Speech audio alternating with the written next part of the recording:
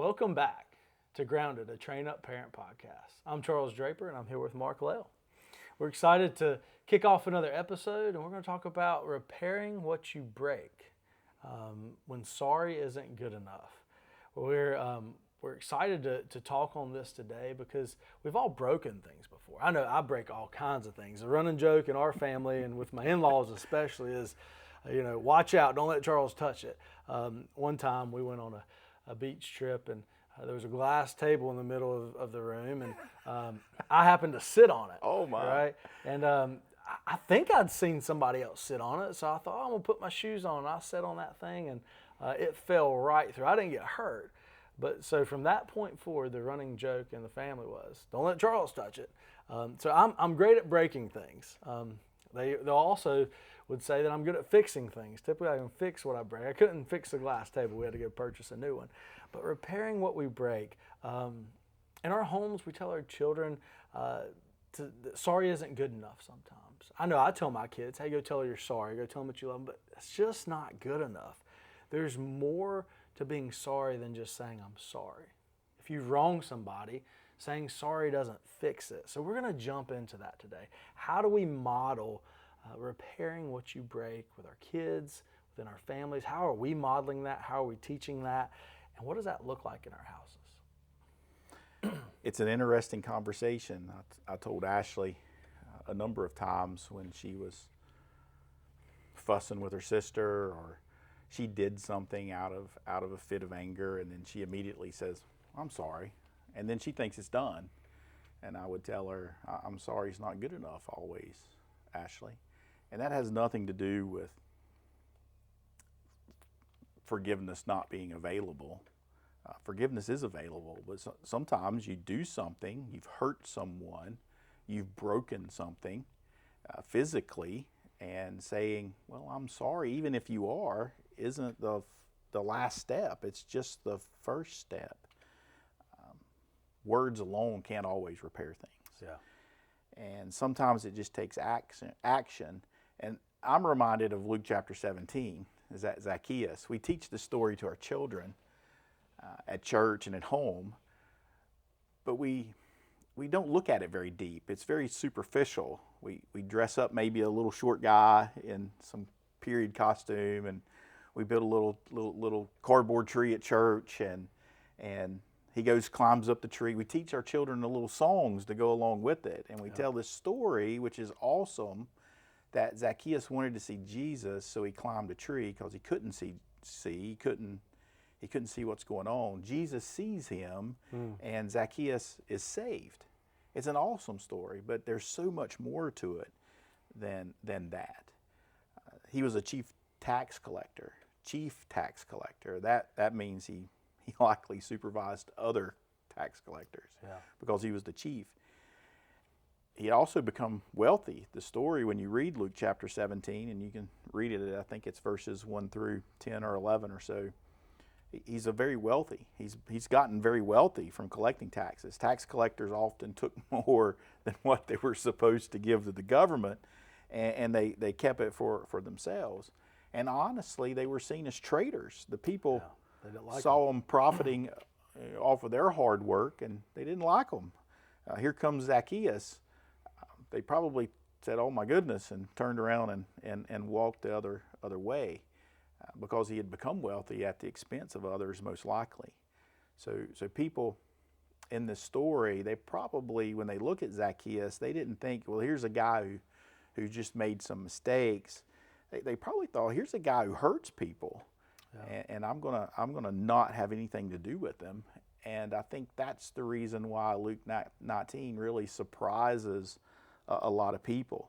Zacchaeus really wanted to see Jesus, and I don't know why he wanted to see Jesus. We were just talking about that. I have no idea. It could be for many reasons. Yeah, we were talking earlier, just why did he want to see him? It doesn't say, right? Did they hear of his miracles? Did they hear how he had healed the blind? Had he heard these things? Was he empty? Was he searching? He had all this stuff. He had the wealth. He had the title, which could be seen as something great, but could also be seen as something very terrible to people who thought that they were being taken advantage of, and probably were.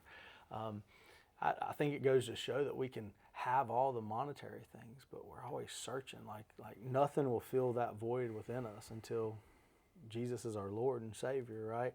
So he was searching and he was curious, and he climbed up that tree trying to say, what is this Jesus about? And that's powerful, right? Like I just think, why did he do that? Well, he was searching. He was. And, maybe like Billy Graham says, there's a God-shaped hole in everybody's heart. Maybe he was trying to fill that hole, and he wasn't able to, so he didn't have joy. We'll never know. But he climbed the tree. But he climbed a tree, and Jesus saw him. I think that's powerful in and of itself too. Like Jesus looked up and saw Zacchaeus, this wealthy man who in a had tree. decided to climb a tree. Which that is not normal, right? No. Like nothing normal about that. No. So we know he's searching. Yeah, you know he's searching. You know he's looking for something, and Jesus sees him and tells him to come down. Yeah, Jesus initiated the reaction, the interaction. He initiated the action with Zacchaeus.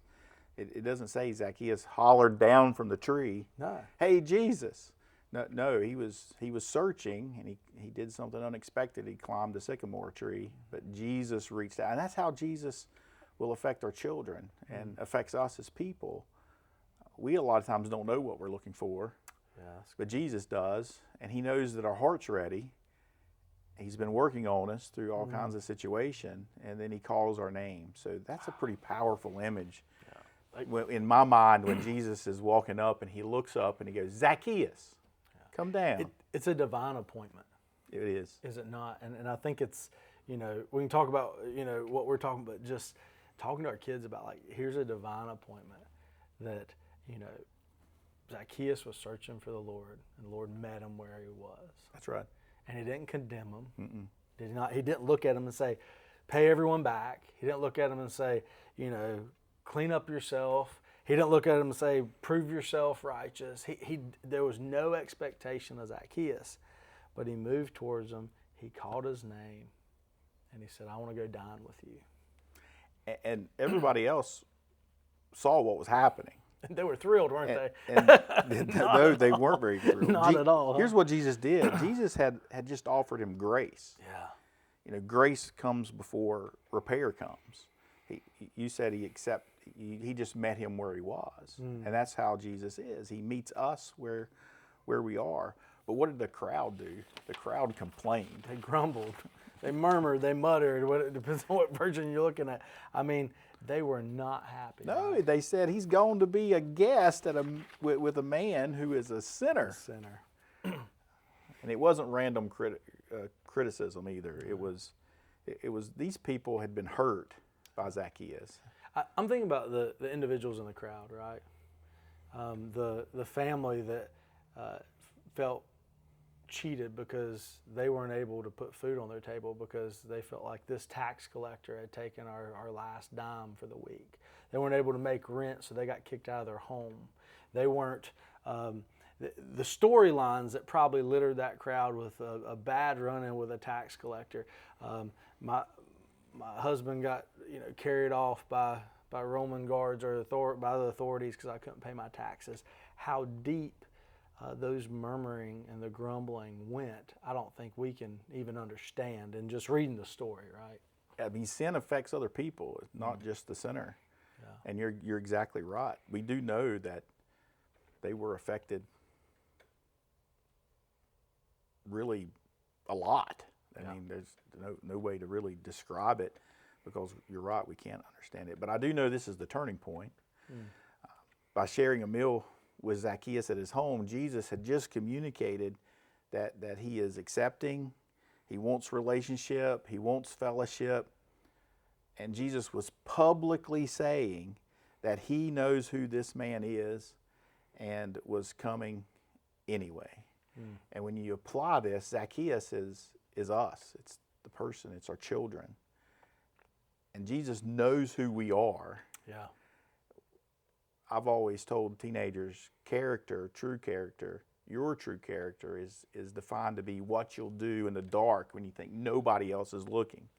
And Jesus knows our true character, and yet he still called my name back in 1981. and he called Zacchaeus' name. And thank goodness, because if Jesus would have paid attention to everybody around Zacchaeus, he would have never went to Zacchaeus' house. Yeah, and something happens in this, right? Before he was a curious observer, Zacchaeus climbed the tree, and then we see what he does after. Jesus says, "Hey, I want to come dine with you. I'm gonna go eat with you." And then afterward, Zacchaeus' response, it's radical generosity. It's voluntary restitution. Yeah, he didn't say, "I'm sorry," did he? No, he didn't say, "Sorry, guys, my bad." But instead, he said, "Behold, Lord, the half of my goods I give to the poor, and if I have defrauded anyone anything, I restore it fourfold." I mean, that's not a small feat, right? That's not and he's not saying this like whispering it in Jesus' ear. Hey, he's saying this aloud. Everybody hears him. I wonder what the crowd says whenever he says that. I wonder the passion and the zeal and the confidence as Zacchaeus says that, if the crowd was like, okay. And so there's not an apology. It's just extraordinary, right? It's not emotion only, it's not guilt only, but he pursues to repair what he's broken. And it's because he had an encounter with Jesus. That's right. And notice the order. When he encountered Jesus, he got God's grace. Might be restoration with God, but not with people. That's right. And then he had conviction. I mean, Jesus, he points out sin. The woman at the well, he looked at her and said, "Go get your husband." She said, "I don't have a husband." He goes, "I know. You've got multiple. You've had multiple husbands, and the one you're living with today isn't your husband." So there's a conviction, and that led to a heart change. And I'm sure there's people in the crowd who thought, "Yeah, we'll see about this. Yeah, we'll see." But his heart has changed, and because his heart changed, he acted.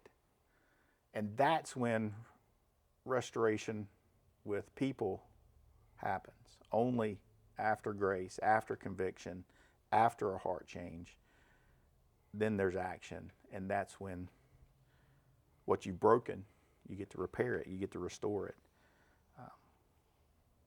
I think Zacchaeus wanted restoration because Jesus had changed his inmost being, his heart. Now, I want to be pretty clear, Charles.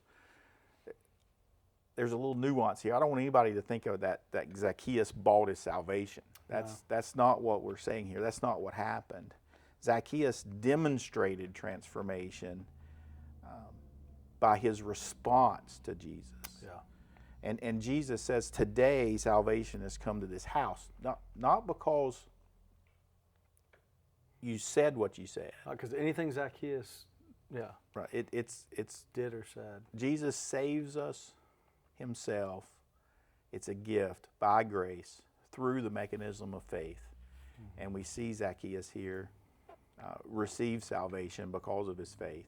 And because his heart was changed, because he was born again, now he wants to live differently. He wants to act differently. He wants to repair things. Mm-hmm. And he knows, because he's a very smart man, he can't just say, "I'm sorry." I've got to act. So he does. He acts. Half of my stuff, I'm going to give it away. And if I've wronged somebody, I'm going to restore it fourfold. Yeah. And I love that you point that out, because it's by his grace. Jesus showed him grace. He felt God's grace in his heart, in his life, and that led to conviction, to heart change, that then leads to action and restoration. And there's nothing we can do. We can't work for our salvation. It is by grace we are saved through faith, right? Like it is by his grace, and that's powerful. But just, as we look at this, just seeing Zacchaeus and how he moves to, like, moving, to not just saying we're sorry. So, let's talk about that a little bit, like the whole restoration, how we do those things and how we model those things. We can talk about the only reason why anything is good within us is because of Christ, right? The only reason why Zacchaeus would be moved to do any of this isn't from his own heart, but Christ within his heart, right? So he walks through this. He admits it. He apologizes. He asks, you got to ask, what would we do? What would repair look like? And then we got to act, right? So those are some steps that we've talked about. Admit it, Whenever you've done someone wrong, you got to admit it. You got to have that conviction in your heart that, hey, I've messed this up. I've broken this, whether it's a relationship, whether it's even a thing, right? Like, hey, owning it, apology is one part of it. But then you got to say, what do I have to do to repair that? And sometimes that's the hardest question. Because if I hurt your feelings or my tongue, I start talking and saying things that, you can't put those words back in. The Bible says that the tongue is the worst, right? But then what does that repair look like? And then you got to move into that. And sometimes just those actions won't always be reciprocated where the other person forgives you either. But doing those pieces, admit, apologize, ask what repair would look like, and then act. Absolutely. Ashley had said something one day that had hurt my feelings, and I told her, I said, that's hurtful. And she goes, I'm sorry. Well, I'm sorry is not good enough. She said, well, what does that mean? I said, well, you hurt me. Apologizing is the first step, but is that really what you think? How are you going to build this relationship back? You're gonna have to do some sort of service. Like if you hurt somebody, you've got to apologize and serve. If you lie to somebody, you've got to build the trust back. you got to quit lying and tell the truth. And just because you tell the truth the next time doesn't mean they're going to trust you. You're going to have to tell the truth repeatedly. So you got to follow through. That's the act part. You got to continue to follow through. Yeah, I've told my kids before, they'll come in and tell a white lie like, so-and-so's hurt outside, and you go outside, they're not hurt, and you're like, what are you doing? And it's the same thing, like, you've just broken my trust, you're going to come in next time, what if somebody really is hurt? It's funny, I shared this story with you earlier, but we'll be riding in the car sometimes, and I'll fuss, the girls will bicker. We got 3 girls, back of my truck, they're all in the same seat, like, they're close, they picking and prodding, and, I'll get on to them, and my girls, they won't say I'm sorry, but they'll say, yes, sir, yes, sir. And I was irritated the other day, and they just kept on, yes, sir, but they kept doing the same thing I asked them not to do. And I turned around and said, yes, sir, is not enough. It's not enough. I need you to do it, right? I didn't hear yes, sir, for the next hour. Didn't mean that they fixed, but it's not enough just to say you're sorry or to say yes, sir. What are you going to do to prove it? Right. Because I won't, and I've told my students this as a principal, as I sat in that chair, they're coming, they say, I'm sorry. And I said, that's great, but I'll know by your actions. 2 weeks from now, am I going to see you in the office for the same thing? I'll know by your actions. That's right. I will know by your actions what that looks like. And it takes time sometimes to repair that. The people that heard Zacchaeus say, I'm going to restore you tenfold. I'm going to restore if I've wronged you, right? Yeah, but we'll know by his actions. I'm sure he had some knocks on the door. Oh, I'm sure he did. And maybe he didn't have to. Maybe he, did what, but he probably still got some knocks, right? Because how do you keep up with all those things? Anyways, but we'll know by their actions. If you damage somebody's property, we know what to do. We should say I'm sorry, but then you replace it. Yep. You fix it. Yeah. If you can't fix it, you go buy a new one. Relationships are different than personal property, but we still gotta act. So we gotta teach our children to ask the question, what can I do to help restore what my actions damaged? Yeah, that's good. You can say I'm sorry, and you should mean it. You shouldn't say I'm sorry and not mean it. It can't be forced. You should. We do that a lot as parents. We do. Go tell them you're sorry. Yeah, go give them a hug. Go tell them you're sorry. Tell them you love them. I love you. And if you're not careful, then that's what they learn. Yeah. They learn that, well, we got a little rowdy. My sister's complaining because I popped her in the nose accidentally. I'm sorry. But that's not really going to fix anything. Elizabeth right now thinks if she puts please before anything, that it should happen. Right. Will you please help me clean this up? And her siblings, Evelyn or Heather, say no. Dad, I said please. Will you please hand me the remote? We can do the same thing with sorry. Well, I said I was sorry, right? But she's 5 years old, and so I'm having to explain to her, please doesn't mean that everybody jumps at what you say. Same thing with I'm sorry. Absolutely. What can I do to help restore what my actions have damaged, and then do it? Mm-hmm. And I'm sorry is just the first step. Yeah. And so on the other end of this, right, we're talking about what we do when we break something. but also that when someone hurts us, when we receive that hurt and that whenever we're on the other side and we're all those people and we hear, Zacchaeus try to restore, we also got to teach what we do in those moments. Yeah, and I think we should do what Jesus did. He extended grace. He showed Zacchaeus love, and he left room for restoration. Yeah, that's tough. I was gonna say that's hard. Like, and that's the other side of it. What I said, it's not when you break something. The other person in the relationship may not always be in the place to do these things, but then on the other side of things, we got to model to our kids that whenever somebody's done us wrong, how do we extend grace, show love, and leave room for restoration?